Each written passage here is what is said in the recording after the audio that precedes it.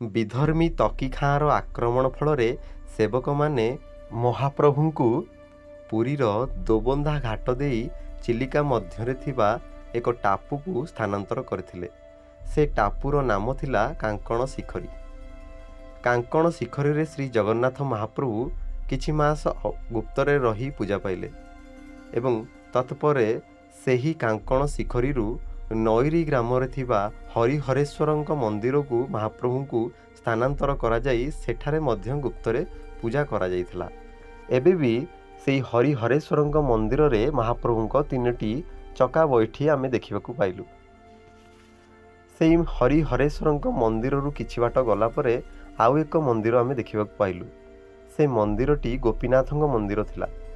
ଅତୀବ ସୁନ୍ଦର କାରୁକାର୍ଯ୍ୟ ସମ୍ପନ୍ନ ସେ ମନ୍ଦିରଟି ଥିଲା। ସେ ମନ୍ଦିରର ମୂର୍ତ୍ତିର ଗଠନ ଶୈଳୀ ଏବଂ ପ୍ରତିଟି ପଥରରେ ଖୋଦିତ କାରୁକାର୍ଯ୍ୟ ବହୁତ ସୁନ୍ଦର ଥିଲା। ଏତେ ସୁନ୍ଦର ଥିଲା ଯେ ସେ ମୂର୍ତ୍ତି ସବୁ ଜୀବନ୍ତ ଲାଗୁଥିଲେ। ମନ୍ଦିରଟି ଜରାଜୀର୍ଣ୍ଣ ଅବସ୍ଥାରେ ଅଛି। ନଈରୀ ଗ୍ରାମର ଶ୍ରୀ ଗୋପୀନାଥଙ୍କ ମନ୍ଦିରଟି ବହୁତ ସୁନ୍ଦର ମନ୍ଦିର ଅଟେ। ତା'ର ରକ୍ଷଣାବେକ୍ଷଣର ଦାୟିତ୍ୱ ସରକାର ନିହାତି ନେବା ଆବଶ୍ୟକ। ଜୟ ଜଗନ୍ନାଥ।